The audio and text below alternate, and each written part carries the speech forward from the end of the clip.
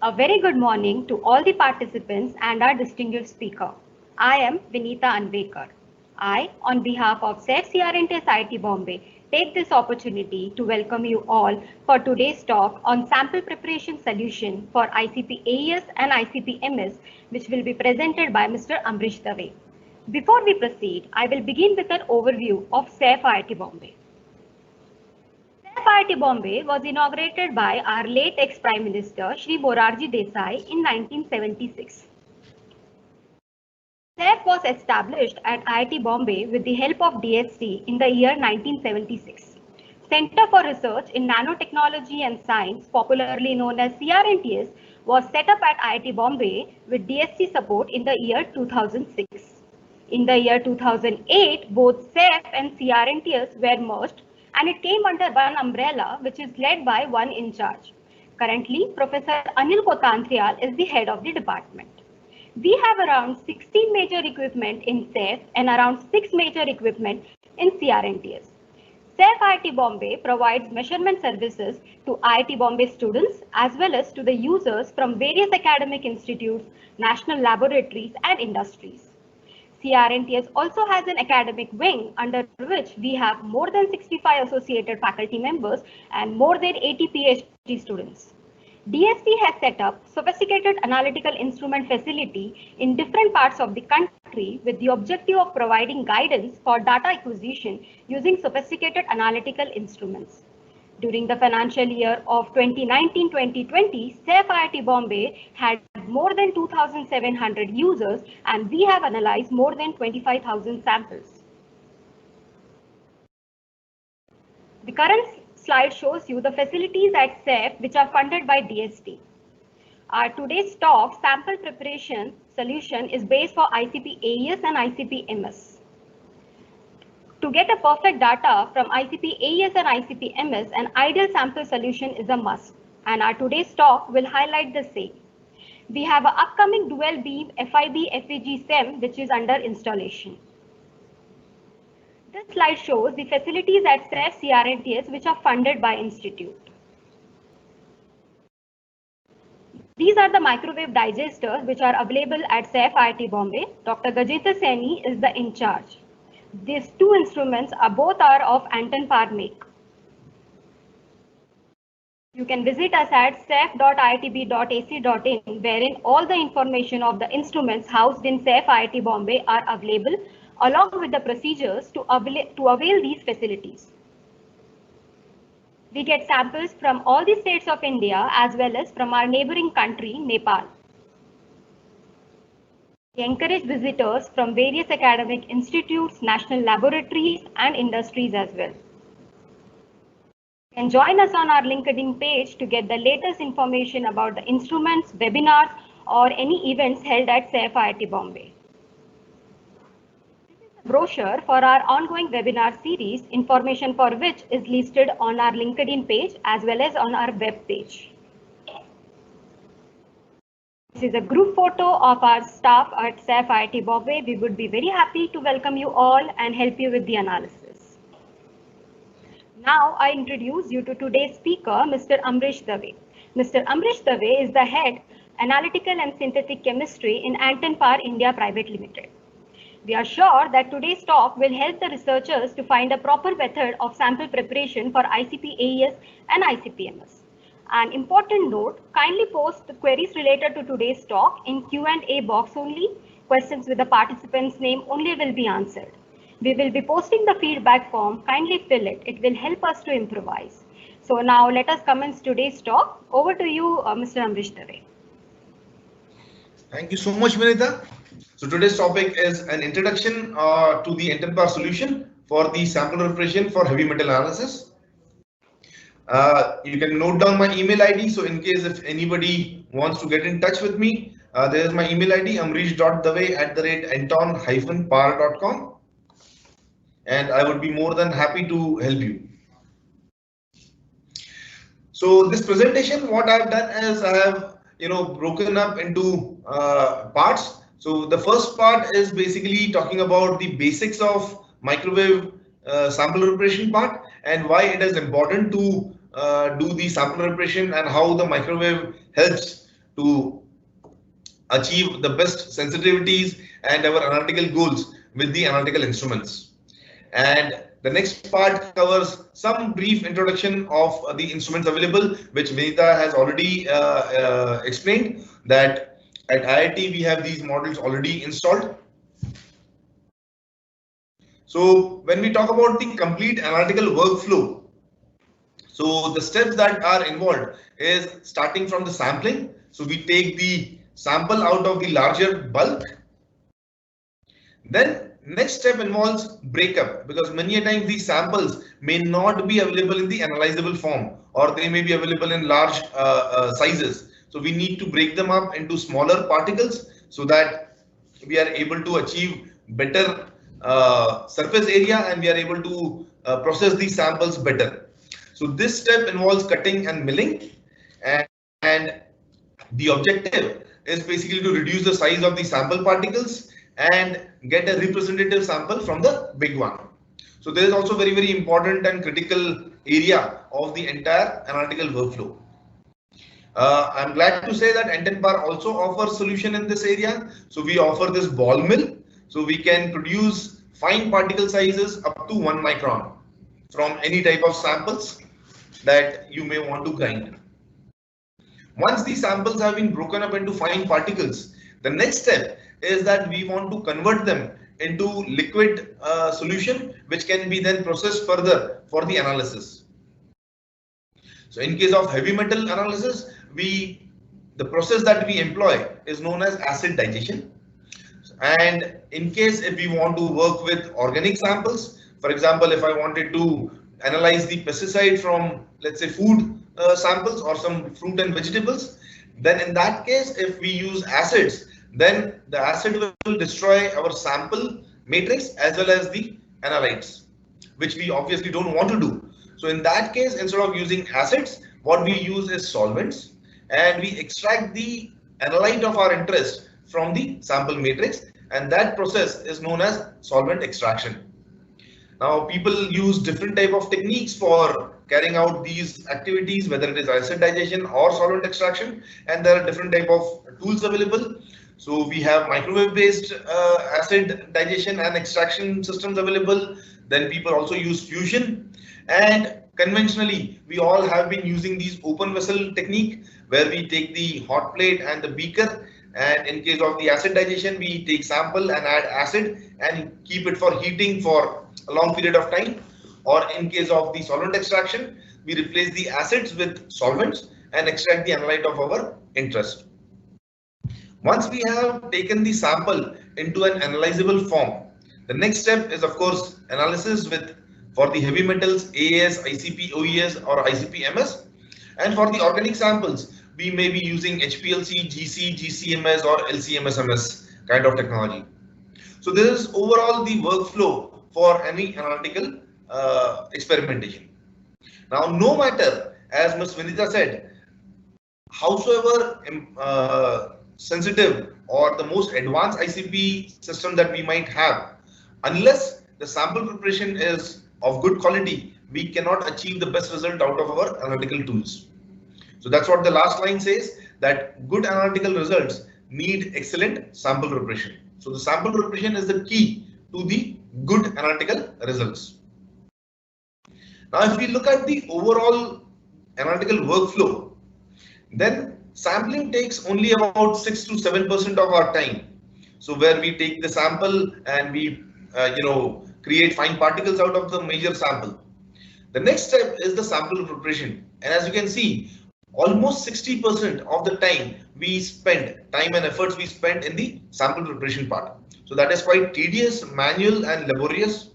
And with the advanced techniques available today with ICP-MS and ICP-OES, where we can simultaneously scan all the elements, we have auto samplers available, so we can process hundreds of samples. So we just spend about a couple of hours and we can analyze hundreds of samples. So that takes very small amount of time of the entire analytical workflow. And of course, in case if we need to do data mining, then data management also takes considerable time. But the maximum time, as you can see, we spend in the sample preparation. So that is the bottleneck of the entire analytical workflow. And also because this may involve a lot of manual steps, so the chances of errors also being introduced is relatively higher. So we need to ensure that during the entire analytical workflow, we should be careful enough that our sample preparation is the best so that we can take the best out of our analytical instruments. So why do we need to prepare the sample in the first place?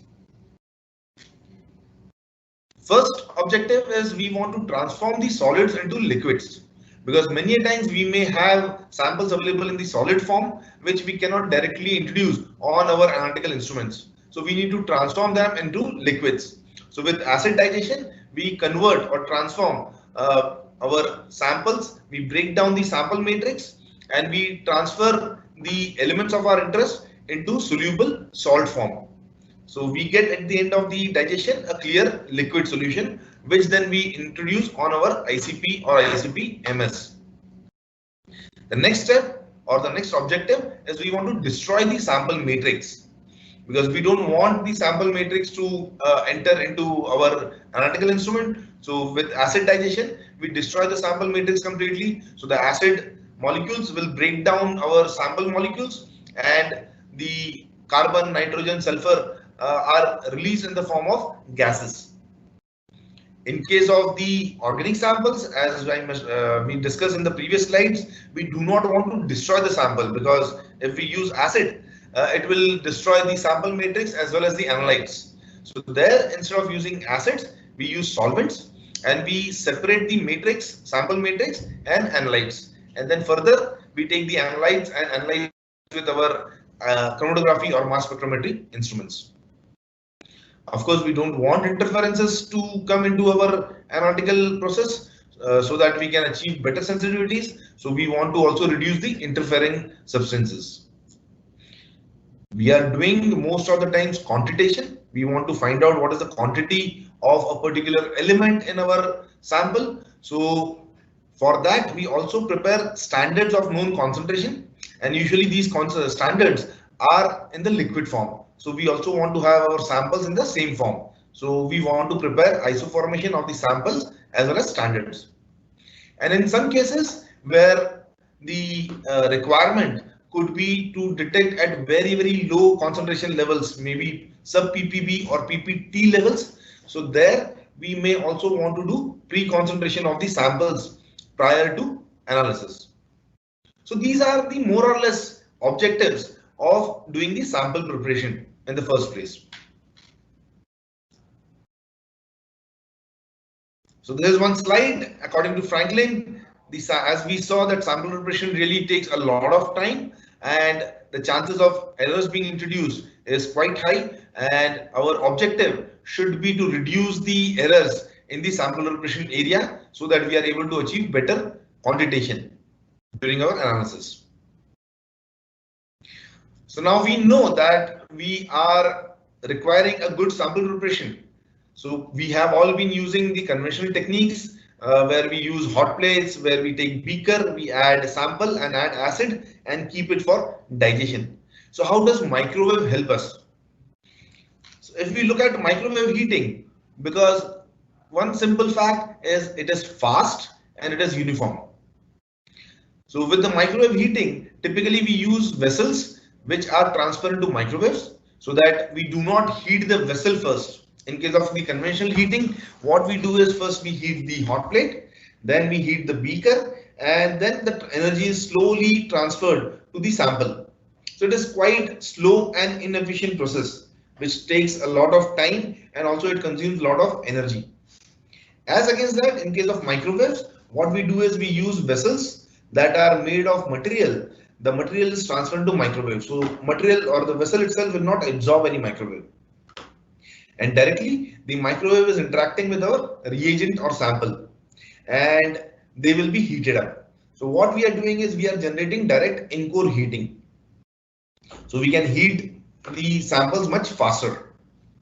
Another advantage of microwave heating is that in case if any of our reaction becomes exothermic and it runs out of the control, then the instrument will immediately switch off the microwave power, and it will slow down the heating, and we have a better control over the reaction. This I also realized recently in my domestic life. I have started to prepare tea in microwave instead of boiling it over the stove. And on the stove, which usually the tea takes about 15-20 minutes to boil and cook, I have designed a recipe where I can finish the tea within like 4 minutes precisely. And there I can see that when the tea starts to boil, I immediately switch off the microwave power, and immediately the tea again goes back, and it does not spill out of the container. So that is the advantage of microwave, that we can immediately switch off the power so that we can control our reaction much better. And of course, because it is instant heating, the energy efficiency is much higher when compared with the conventional heating. Because in conventional heating, we really need to keep our hot plates or the heating devices on for long hours, and you can well imagine the amount of electrical energy that it consumes is really huge. If we look at the conventional heating process, this is how it looks like. There is an IR camera image of a conventionally heated vessel. So we have the hot plate, which is heating the vessel first, and the heat is then slowly transferred to the reaction. So as you can see from this image, the vessel body is at higher temperature, and the actual reaction may not be at the same temperature as the vessel body. In case of microwave heating, because we use vessels that are transparent to microwaves, the microwaves directly interact with the reagents, and it is our reaction which is at higher temperature as compared to our vessel. So those of you who are working with vessels or the microwave digestion systems, the vessels get heated up not because of the microwaves, but the heat that is transferred from the reaction to the vessel body. So that is how the vessels, they are hot in case of microwaves. So in case of microwave heating, the heating profile is totally inverted. So well, we now understand that microwaves are really useful to achieve uniform and quick heating and save on the energy. What is the other advantage? Is that whenever you are using microwaves, we always use closed pressure vessels. Because if we are using open vessel, it does not really help a lot. Why? Because when we are using open vessels, the temperature of the reaction is always limited by the boiling point of the reaction container or the reaction mixture that we are using. For example, these are the most commonly used acids: HNO3, HCl, HF, and these are the boiling points of these acids. So let us say I'm using a hot plate and I set the temperature of the hot plate at 200 degrees centigrade. I take a beaker, I add sample, and I pour acid into it, and then I leave it to heating. I have set my temperature of the hot plate at 200 degrees centigrade. But what actually happens is that once the boiling point of these reagents is reached, the temperature will not go beyond that. A simple example is boiling the water. Water has a boiling point of 100 degrees centigrade at atmospheric pressure, and no matter how much energy we provide, the temperature inside the water will never increase beyond 100 degrees. Similarly, with these acids also, when we are working with open vessel, the temperatures are always limited to the boiling point of these acids. In case of the closed vessels, what happens? We are able to achieve pressures which are higher than ambient pressure. What does that mean? Imagine that I take closed vessel and we are taking HNO3 and we start to boil HNO3. When it reaches 122 degrees centigrade, because the pressure inside the vessel is still ambient, so it will start to boil and HNO3 vapors are formed. Now, because I am using closed vessel, the HNO3 vapors cannot escape.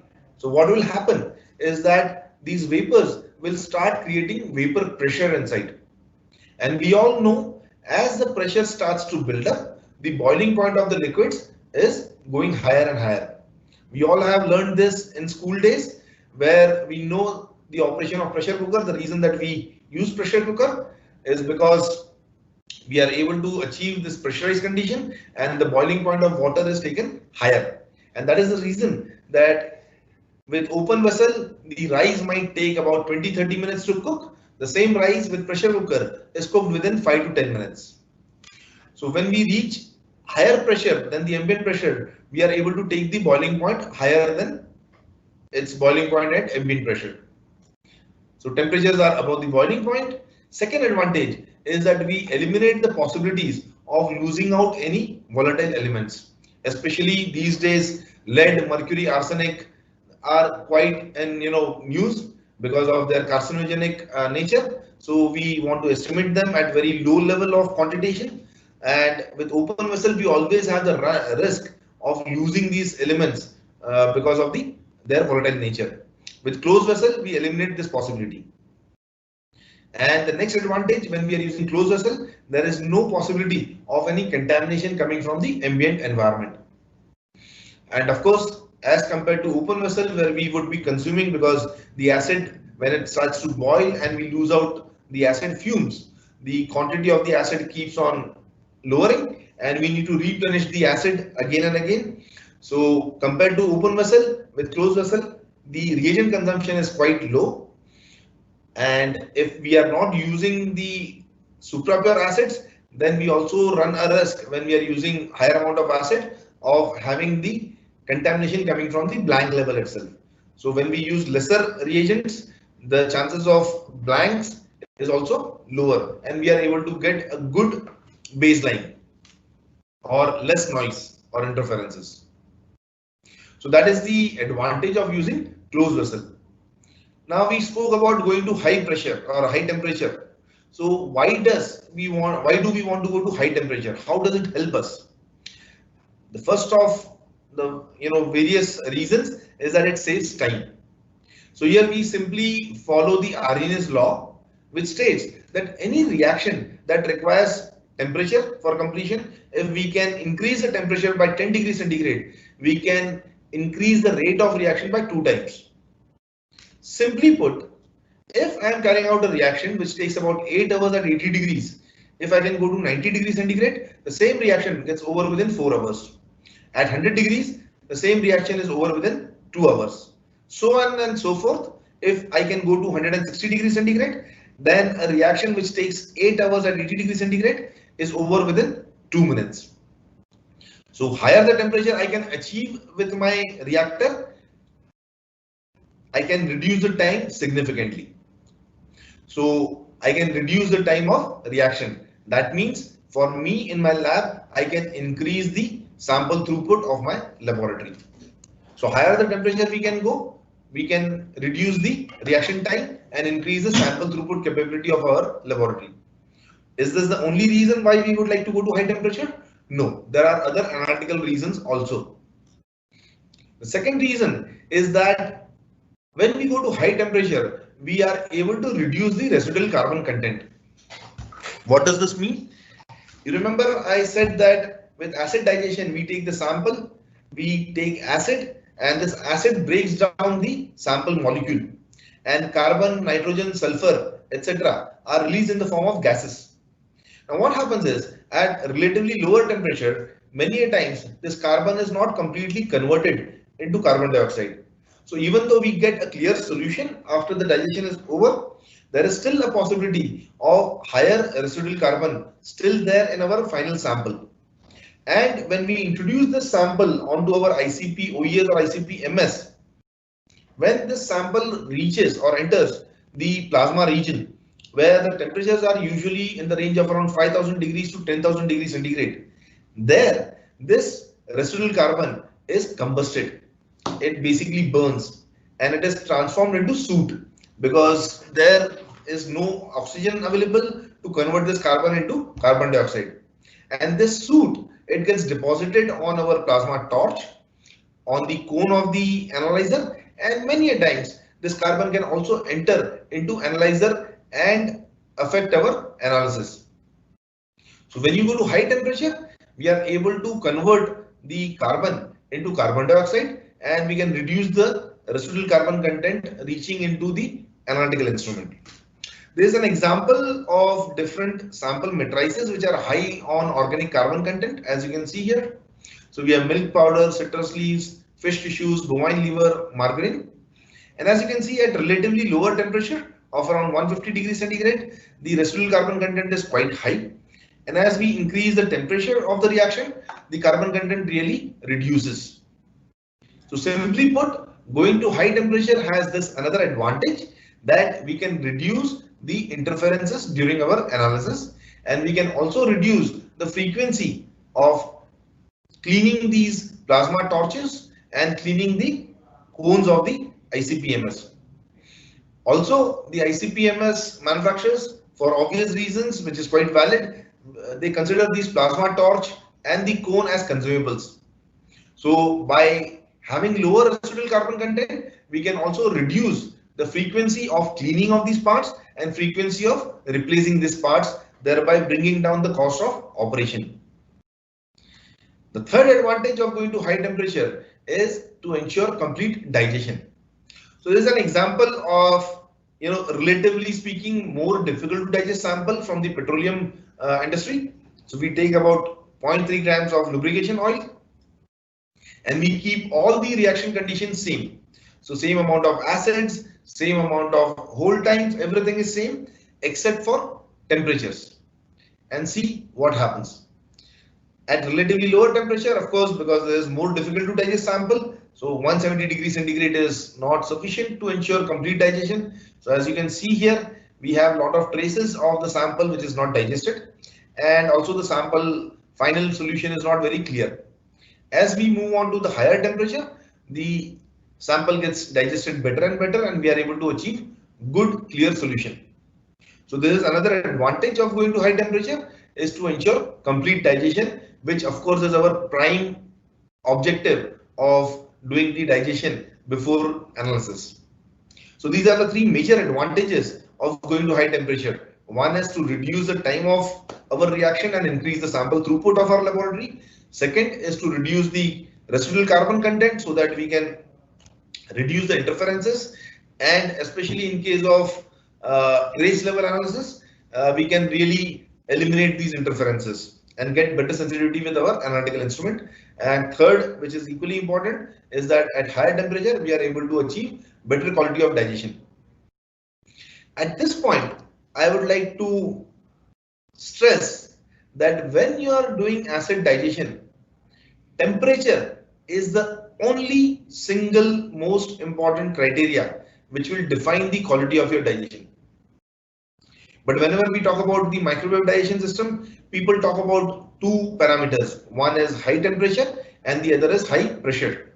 So where does the pressure come from? If temperature is the only criteria which will define the quality of my digestion, what has pressure got to do with the entire reaction?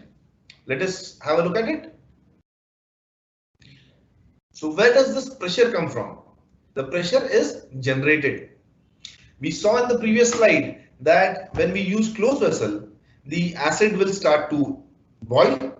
It will create vapors, but because we are using a closed vessel, these vapors do not escape, and these vapors will create what we call as vapor pressure.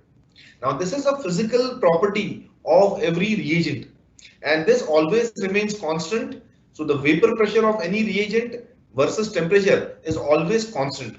So for example, HNO3, which has a boiling point of 122 degrees centigrade and ambient pressure, if I want to go to 200 degrees centigrade, the vapor pressure of HNO3 will be in the range of around 18 to 19 bar. And this is always constant, irrespective whether I take 5 ml acid, 10 ml acid, or I take 100 ml acid, it doesn't matter. So that will always be constant. So this is where the pressure is generated from, first thing. Second thing is, if you look at a typical reaction equation for organic samples, then what happens is we take the sample, we add acid, and we heat it. When we heat it, the acid breaks down the sample molecule, and the carbon, nitrogen, sulfur, etc. are released in the form of gases. And these gases are the second contributors to the pressure inside the vessel. I said that with the acid, the vapor pressure is always constant with respect to the temperature, and it is always independent of the volume of the acid we take. But from the the pressure that is generated due to the gases is always dependent, and is proportional to the sample weight. So higher the sample quantity we take, more is the amount of gases that will be released, and that will contribute to the higher pressure. So if you really look at the total pressure inside a vessel, it is always a sum of two components. One is the vapor pressure of the acid and other is the reaction pressure from the sample itself. And with available technologies, we can always ensure that we can get rid of this reaction pressure from the sample, or the gases can be vented out from the vessel so that we are able to achieve good safety with the vessels and we do not damage the vessels and still achieve higher temperature, and we can use larger quantity of the sample. If you do not have a possibility of removing this excessive pressure which is coming from the gases, then we are always limited with the sample weight. So we need to use smaller sample weights so that we do not exceed the pressure holding capacity of the vessels. So that was about the basics of sample preparation. The next is coming to the instrumentation. So what are the challenges that usually as users we face when we talk about the sample preparation with any available microwave digestion system? Especially those who are working in research, they never have the same type of sample every time. So every time the sample might change, the origin of the sample might change, so the reactivity also can be different. And many a times the samples which are coming from the natural resources, they are never homogeneous in nature. So we also need to take little larger quantity of the samples. So these are some of the challenges. So let's have a look at those challenges. As I said, most of the samples which come from the natural resources, they are inhomogeneous in nature. So there, if we want to achieve good reproducibility and good analytical results, then we need to take little larger sample quantities so that we get true representative of the larger sample. But available systems usually have this limitation of going only about 200 milligram to 500 milligram of sample per vessel. Another is unknown sample or unknown reaction behavior. I might have the same plant material coming from, let's say, some Ayurvedic product which is coming from Kerala, and the same product which is coming from Himachal or Kashmir. Because of the different conditions of the soil and different atmosphere and environmental condition, they may have different compositions.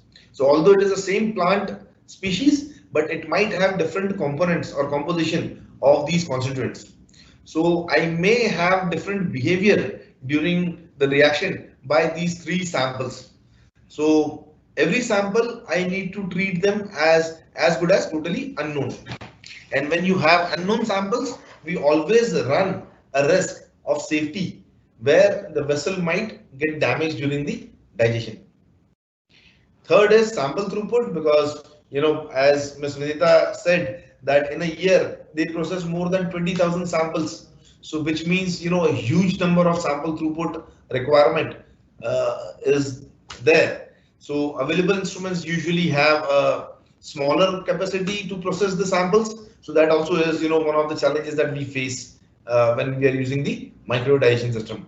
Again, when we talk about the sample throughput, we should always keep in mind it is not about how many samples we keep inside the system.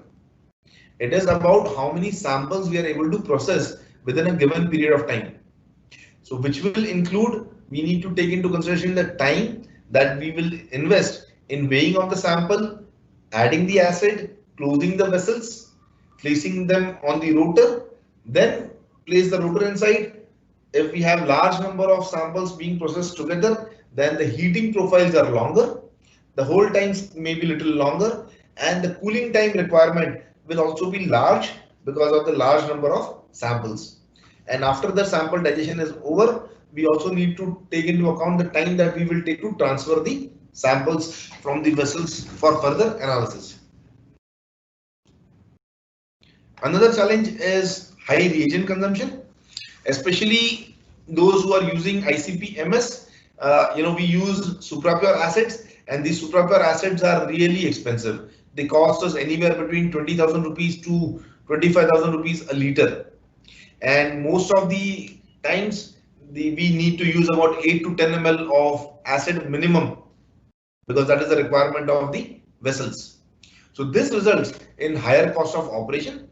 And from the analytical perspective, when I use higher amount of concentrated acids, I cannot directly subject them for further analysis after digestion is over. So after the digestion is over, I also need to do higher dilution, or what is known as makeup. And when I use higher dilution factor, obviously the final concentration of my elements in the final solution also will go down. So this will put a lot of stress on my ICP-OES or ICP-MS. So these are the two limitations. One is commercial and the second one is analytical, of using higher reagent with the acid digestion. So we should always aim at using as small acid quantities as possible. Typically, when you are using organic, or when you are digesting organic samples, typically the proportion is, for every 100 milligram, we take roughly around 1 ml of the acid. That is sufficient. Then many a times we want to digest samples with different reactivities. For example, I might have a system with 12 position rotor, but I don't have all the 12 samples of same type. So then I need to wait until I receive the same type of sample before I start the digestion. So that will also lower the sample throughput of my lab. And of course, we want to analyze these volatile elements, and if I do not have a controlled venting, if the venting is uncontrolled, I always run a risk of losing out on these volatile elements, which will result in poor recoveries and really not very reproducible results. So how does N10-PAR resolve this issue for you? Is, for inhomogeneous samples, we can digest sample weights up to 1.5 grams per vessel for organic samples, and for inorganic samples like soil, we could even go up to 3 grams of sample per vessel. So really huge quantity when we talk about microwave digestion system. Samples with unknown reaction behavior, N10-PAR uses a unique technology of smart vent. So any excessive pressure that might be developed due to exothermic behavior or uncontrolled behavior of the reaction is safely vented out. So we never have a possibility of damage to the vessels. Sample throughput, because of easy handling, and we have made some modification with our vessel design, so we can process really high number of samples per hour. So we can digest anywhere around 70, 80 to even 100 samples in a day.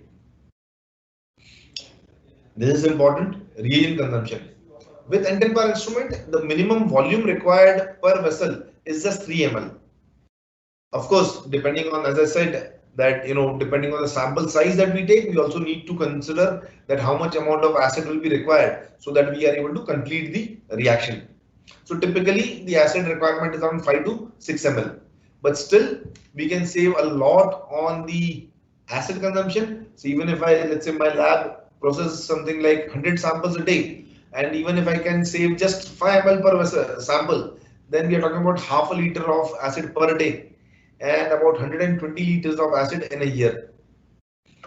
Multiplied by 20,000 rupees of cost of superpure acid, it really works out to be huge amount of saving. More important to me is the analytical part. When I use smaller volumes of the acid, the makeup volume requirement is also not as much. So I can reduce the dilution factor, and that way I can achieve higher concentration of the elements in the final solution, thereby putting less stress on my ICP-MS or ICP-OES instruments. Then with N10-PAR, we can of course digest even different type of samples in a single run without any problem. So we can take one sample each in every vessel, which could be totally different from each other, and we can digest them all together without any problem. We use this unique smart vent technology, which is pressure activated venting, so that eliminates any possibility of losing these volatile elements. So we are able to achieve better recoveries and more reproducible results.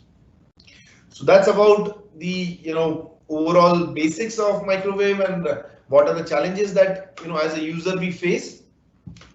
So I'm sure you all have either already bought a microwave digestion system or may buy a microwave digestion system anytime in future. So what should one look for when we are finalizing instrument? So these are some of the very important criteria. So one is, of course, what kind of samples you want to digest. So depending on the samples that one may want to digest, there are different types of models and routers available with different working ranges. So if I wanted to digest something like food or soil or these kind of material, then a temperature of around 180 to 200 degrees centigrade is more than sufficient. So then I will choose an appropriate configuration for those samples. But let's say I want to digest some really difficult to digest samples like refractories, coal, mining samples, or some petroleum products. So there a system with 200 degrees centigrade may not be sufficient. So there I need to find out a configuration which can work to maybe 240 to 50 degrees centigrade without a problem, and then go for those kind of configuration. That is why you see two different configurations or models at IIT. So as Ms. Vinita showed in the beginning, so they have two different configurations. So they have one system which can work up to 200 degrees centigrade, and other system which can really work up to very extreme temperature and pressure condition. How many samples you want to process in a day. So that will also define what kind of routers and vessel configuration you should go for. Safety is very, very important because we are dealing with high temperature, high pressure, and microwave radiation. As we know, microwave radiation is very harmful to the tissue and blood. So the instrument should have utmost safety in place, and it should meet all the stringent safety criteria laid down by various regulatory bodies, so that we never have an issue of any safety concerns to the users. So I would always rate safety as the first criteria whenever you're looking for a system like this. Then of course the system should be flexible, it should be reliable, and it should be easy to use. But these three are the most important criteria when you are selecting a micro digestion system. So that's about the basics. I would quickly just give you an overview about one of the systems that IIT is already using, which is Multiwave Go Plus, and what kind of application it can do.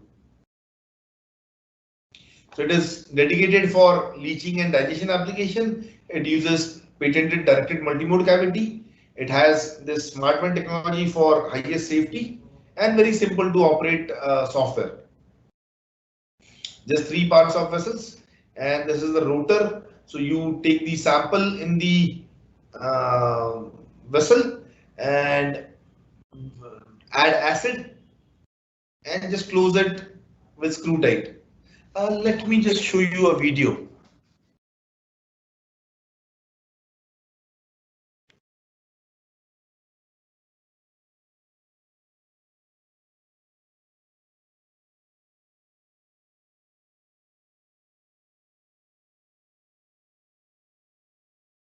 Unfortunately, we cannot do a live demonstration this session.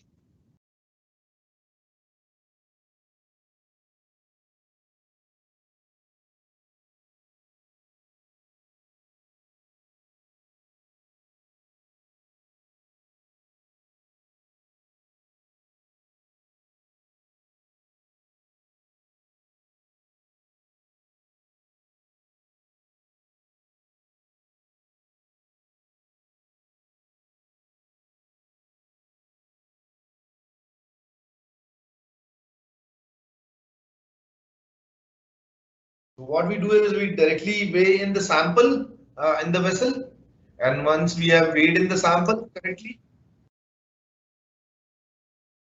add the acid to the vessel, close the vessels, and we place it inside the rotor.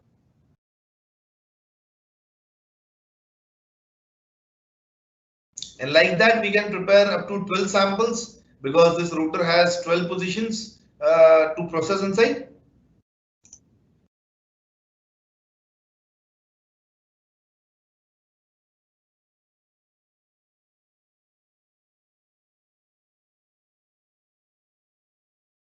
Place the rotor inside the instrument, close the instrument.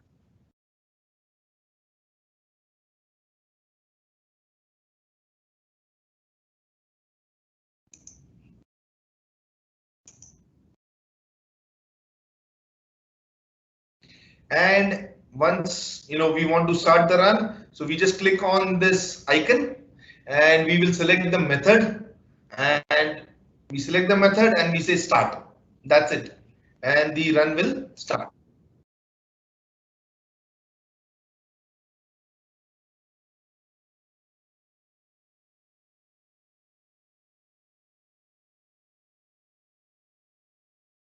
Microwaves will heat the reaction inside the vessels.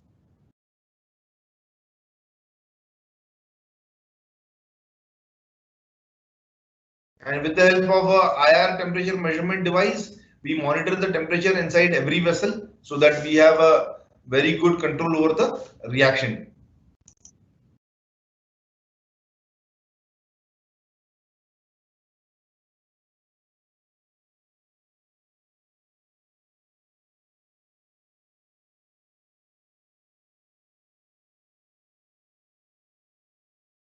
So in case normally the vessels are closed by the screw caps. So the screw caps have a spring which puts a pressure from the top, and it always keeps the vessel closed until and unless the internal pressure rises the pressure from the top. So when the internal pressure rises above the pressure that is applied from the top, then it will push the seal slightly, and all the excessive pressure, the gases, are safely vented out. And once again the pressure inside the vessel is same as the pressure applied from the top, this is again sealed.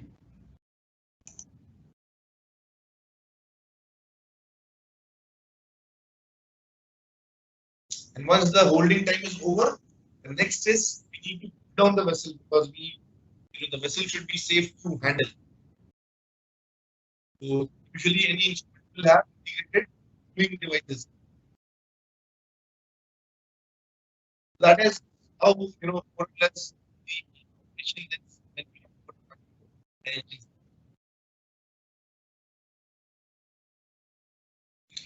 Once your sample is done, you take the out, vessel out, and then transfer the sample. So that is how the process is for a typical microdization system. That we weigh in the sample, we add acid, we close the vessels, place it inside the rotor, and we place the rotor inside the instrument and start the run. And the instrument can, take various type of different methods, because different samples may require different type of temperatures and different type of holding times. So these are the three steps when we talk about digestion. So heating to target temperature, then hold time, and then cooling.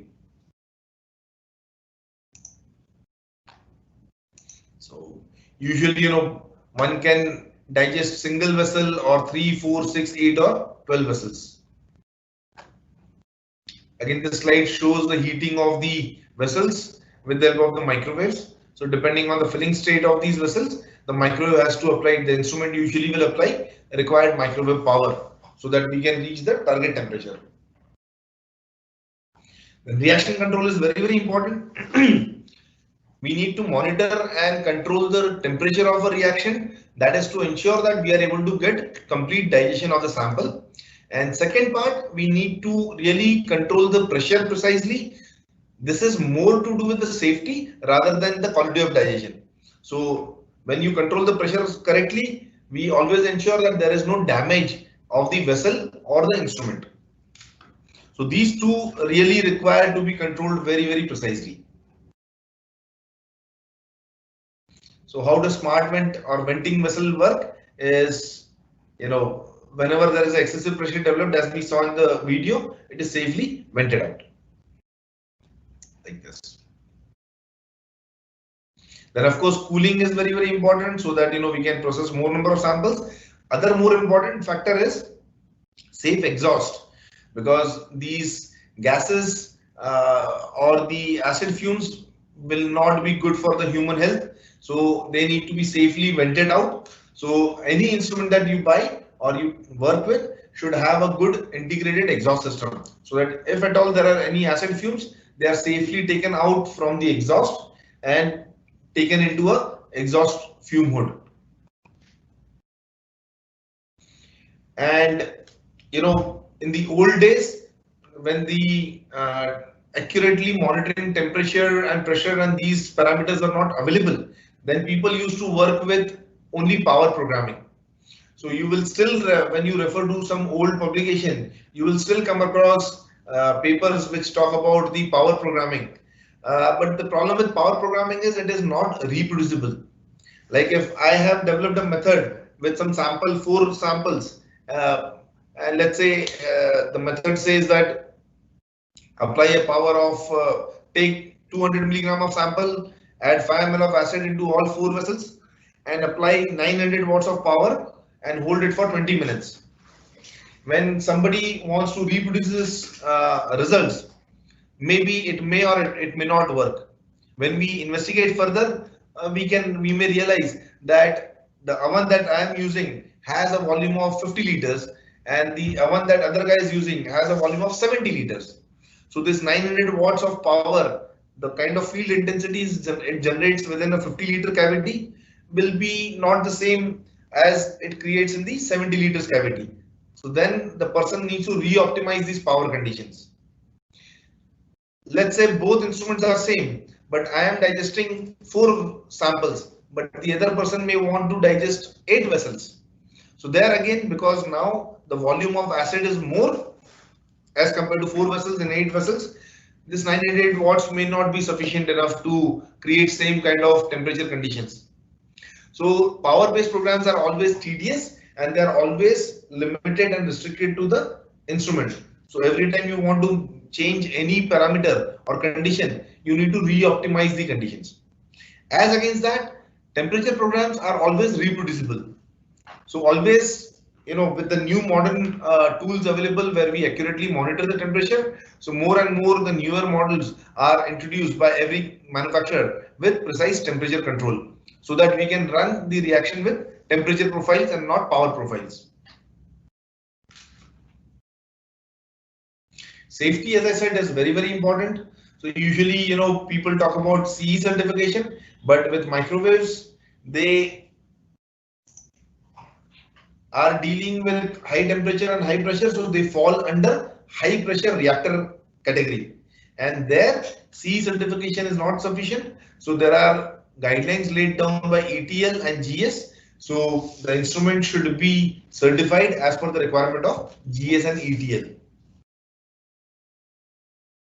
If we talk about the applications, so what kind of samples can be digested? Practically any sample that we need to analyze for the heavy metals should be digested with the help of a acid digestion. So it could be agriculture, compost, food, soil, food materials, various different type of food materials, environmental applications which will have water, effluent, sewage, sludge, mixed waste, fly ash. They all should be able to digest. Then even in pharma, people need to do heavy metal analysis. Cosmetics need heavy metal analysis. Metals and alloys, there we need to monitor the quality of the alloys. So there, to monitor the composition of these alloys, people use ICP, ICP-MS, and they need to dissolve these metals. Geochemistry, metal testing, you name it, and everywhere we need to monitor the heavy metals. This is an example of digestion of different type of samples in a single run. So starch, oil, peppermint, peanut butter, skim milk powder. As you will notice here that the samples with different reactivities, their temperature rises differently. The one which is more reactive will shoot up faster. The ones that are less reactive will shoot up in temperature slowly. But eventually they all have to come down to the same temperature and get digested. This is an example of leaching of soil samples. Sometimes we may not be interested to find out the total concentration or composition of the elements in a particular sample, but we are interested to know how much of it is leaching out and maybe polluting and entering into the food chain, for example. So there with soils, we may not necessarily need to know that what is the total composition of these elements, but we may just want to know how much this element is leaching out. So there we typically don't digest or destroy the sample matrix completely, and we use relatively milder conditions of the reaction. So instead of going to 180, 190 degrees centigrade, we will carry out the reaction at about 165 degrees centigrade and also a hold time of very small period, and then just take the supernatant liquid and analyze it with ICP-OES or ICP-MS. And these are the recoveries that we will monitor, and we would want to have the recoveries as close to 100% as possible for different type of elements. Then of course there are EPA methods, which are standard methods by regulatory requirements, and we have to follow these methods. So there is one method, EPA 3051, which is pertaining to digestion of contaminated soil. So which says that in 5.5 minutes you need to go to 175 degrees centigrade and then hold it there for about 4.5 minutes and then cool down. So these methods are already, most of the instruments have these methods built in. So whenever I want to digest a sample as per the CPA method, I will just simply go to the menu and select the method and then run it. So yeah, so that is a quick presentation or the explanation about the sample prep and its importance. Thank you, Amrit sir. That was quite an informative talk. We have some questions lined up for you. Yeah. So the first question is from Kalyani Patel. She is assistant professor. She wants to ask how we will digest soil samples. Okay. Well, soil, I would say, is pretty easy to digest and also difficult to digest. It depends where it comes from. So typically, if we are talking about the normal soil samples, conventionally we use HNO3, we use perchloric acid with open vessel digestion. Perchloric acid we use mainly to increase the oxidation potential. But remember that since we are using or digesting these samples at ambient pressure, so we are always working around the boiling point, which is lower. But with closed vessel, we could avoid using perchloric acid, and just with HNO3, we can digest the soil where we go to 180 degrees centigrade or 175 degrees centigrade, and a hold time of around 15 minutes should be usually sufficient. Because at higher temperature, the oxidation potential of HNO3 increases exponentially. So just HNO3 also helps in most of the times. After we have done the digestion with HNO3, what we will get is a clear solution and a precipitation which is white in color, which is basically silicates. So if I want to get rid of the silicates and just process it, then I will just filter out the supernatant and go for further analysis. But if I want to also dissolve the silicate, then I could add a small quantity of HF acid to it, because HF is the only acid that will dissolve it nicely. Maybe about 0.5 ml of HF I will add, and then again heat it, say around at 150 degrees centigrade, and hold it for 5 minutes, and that should do the job. Okay. Another question is from Sonal Mehta. Can we introduce different matrix samples in your Antenpar system? Yes. As I mentioned in the slide, and also there was a slide which showed digestion of different samples in a single run. Usually what happens is, with available microdigestion system, you are always restricted that you should always use the same type of sample matrices. The reason being, each sample will react differently and the pressure developed inside may be totally different from each other. And if the venting is not pressure activated, if the venting is not controlled, then it can lead to either erratic venting in each vessel, which may lead to totally wrong results, or it can also damage the vessels. As you saw with Antenpar, we use this nice smart vent technology, which ensures that any excessive pressure is safely vented out. In addition to that, we also monitor the internal temperature of every vessel, so that we also control the temperature inside every vessel. So because of these two things, we can even digest different type of sample matrices in a single run. In fact, whenever unfortunately, we are not doing a live demonstration. If it was a normal situation, then probably we would have digested different type of samples in a single run while demonstrating the instrument. So with Antenpar instruments, yes, it is possible that you may take different type of samples in a single run and digest them all together. Yeah. Next question is from Vishal Joshi. How do we prepare ceramic samples? Well, again, as I said, that these samples would require, depending on what is the composition of the ceramic, usually you may require to use a triacid composition, and ceramics are not the most easiest to digest samples. So you need to have an instrument that can really work at high temperature and high pressure. And this is again an inorganic sample material. So there you really need to have a vessel that can work at high pressure, because you remember high pressure will enable you to go to high temperature, the vapor pressure. So you need to select instrument and a configuration that can probably work at around at least 230 to 240 degrees centigrade.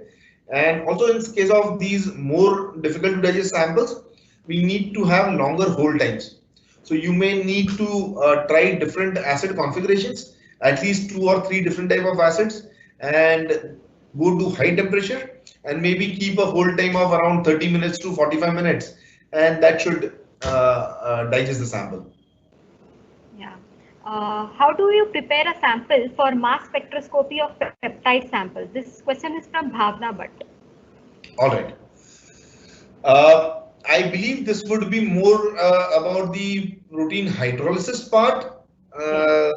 So yes, a microwave system can also be used for protein hydrolysis application. In fact, many of the pharma companies like Dr. Reddy's, for example, are using our instrument for protein hydrolysis. Typically, protein hydrolysis is again a very lengthy and time-consuming process when we do it conventionally. So it usually takes anywhere between 12 hours to even 24 hours to complete the hydrolysis part. So this can be easily done with microwave digestion system within like 45 minutes to an hour. And at what temperature? Typically the temperatures are around 170, 180 degrees centigrade, and we use HCl acid for that. Only HCl acid. Yeah. Okay. Another question is from Bhavna Bhatt only. Can we keep low temperature for long time so that it improves the digestion of sample? Yes, you can keep lower temperature and longer hold times, but as we saw in the slides, that if your objective is to destroy the sample matrix completely, higher temperature always helps. But I believe here the question is more pertaining to the biological samples. So yes, it is possible that we keep lower temperature and longer hold times. It is very much possible. With Antinpar microdissection systems, depending on which model you opt for, you also have a possibility of keeping hold times up to 9 hours. Like the one which is behind you, Ms. Vinita, Multiwave 3000, there you have a possibility of keeping hold times of up to 9 hours. Okay, at the same temperature. At the same temperature, yes. Okay. But I would say if I'm going for heavy metal analysis, I would rather go to high temperature to improve the quality of digestion and to also reduce the residual carbon content, so that I can improve my quality of analysis better. Okay. Which all acids can be used for microwave digestion? I would say you could use any type of acids, as no problem. You need to take care of the safety aspects, especially when you're using perchloric acid. Perchloric acid is explosive in nature, as we all know. Even like storage is challenging. You need to be very careful. So one needs to be really careful about handling these acids. Otherwise, with microdigestion system, you can practically use all type of acids. If you are using vessels which are made of quartz, like with this Multiwave 3000, which is also at IIT. So there are 2 types of vessels. One is quartz and other is PTFE with ceramic jackets. So with quartz vessels, you should not use HF acid because HF attacks quartz. Yeah. But when you're using PTFE vessels are inert to all type of reagents. So there you can use HF acid, HNO3, H2SO4, all type of acids. Absolutely no problem. Okay. Next question is from Jayanti Saha. Zinc case bacteria cell pellet digestion. I think her sample is zinc based. What maximum quantity of nitric acid should be used? It will depend on the sample quantity. Suppose if you have to give any example. Yeah, like, as I said, whenever we are talking about organic samples, so typically the typical equation, of course it will be slightly different for different samples, but the typical equation is for every 100 milligram of sample quantity, I will take about 1 ml of acid. Okay. So suppose if a user doesn't know how much amount of sample he should take, so what is the best like minimum adequate level of sample you prefer we should take? Always when I'm working with a new sample where I have no clue about what kind of reaction I may experience during the digestion process, I will always start with smallest quantity possible, say about 100 milligram to 150 milligram is what I will start with, and then I will see how the reaction progresses, and then I may think of increasing the sample weight.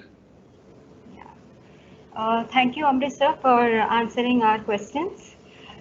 We have an upcoming webinar next week on elemental spectrometry. Registrations are open and the links are listed on our website. Thank you so much, Mr. Amrish Dave, for giving us your valuable time and delivering us a talk. A special thanks to Professor Anil Kotantrial for initiating a webinar series of instruments housed in SAFE IIT Bombay. Thank you, Dr. Gajendra Seri, for all your support. Thank you, our IT team, Mrs. Nidhi Goyal and Jagdeep, for continuous technical support. Thank you all the participants for making this event successful. Stay safe, stay healthy. Have a very nice day. Thank you. Thank you all. Thank you.